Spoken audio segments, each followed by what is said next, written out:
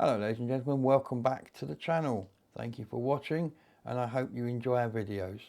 Tonight we have another offering from Jeff, our travelling truck driver over there in the States. Tonight he sent us a poignant and somewhat sad video, but one that shows that people will do the right thing and look after each other, even if that means bucking the trend. So, over to Jeff.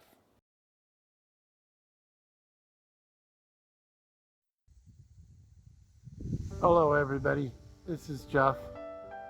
I thought maybe I would take the time today to introduce you to a little known and long forgotten cemetery in Hilliard, Ohio. The family that started the cemetery's name was Hart, H-A-R-T, and the patriarch of the family was Moses Hart, who was a veteran of the War of 1812. It's believed that there are 22 people buried in this tiny little cemetery, which now is stuck in the middle of a drop yard for a manufacturing plant that makes ceiling tile.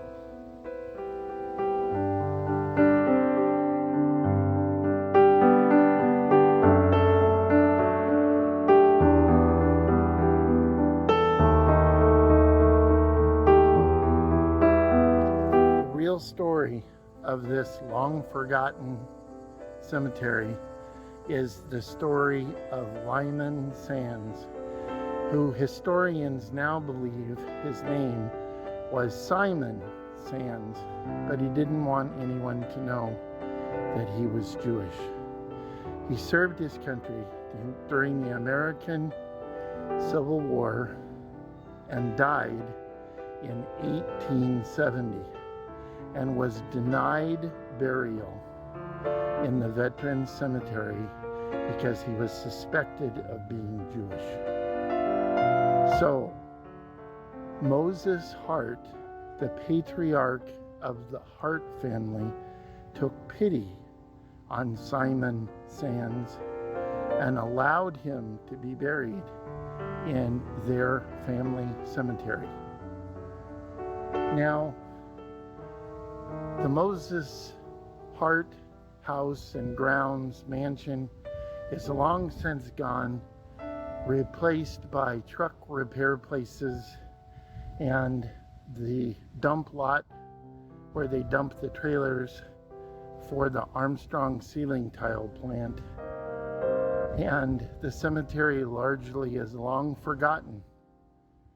But here lies Simon Sands.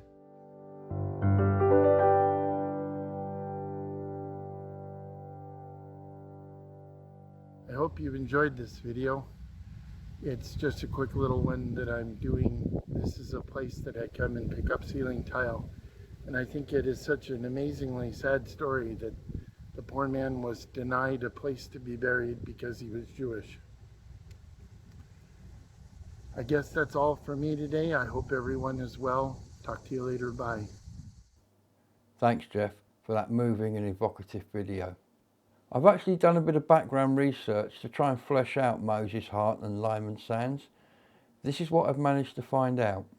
Information is a bit sketchy, but here goes.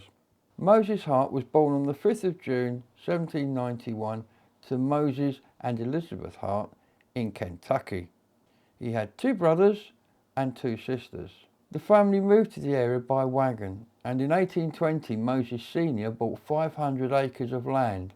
It took the family 5 weeks to cut their way through the forest to reach their new land, where they immediately built a log cabin which they lived in until a proper house was built a few years later. Records show that Moses Jr., our Moses, the one in the story, used to return every summer to Kentucky, often on foot, sometimes on horseback, to work for the summer, returning each year in the autumn.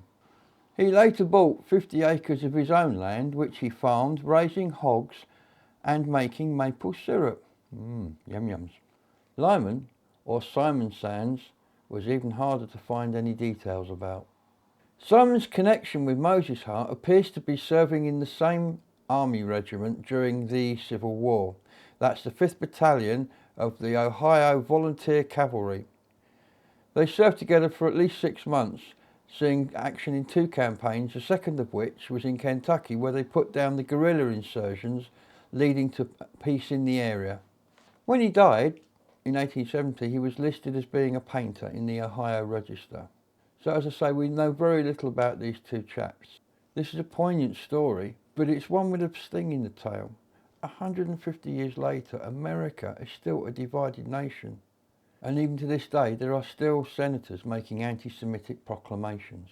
However, I think the takeaway from this story is it's true that even in times like those, or like we're in now, there are still individuals who are prepared to go against the trend and do the right thing.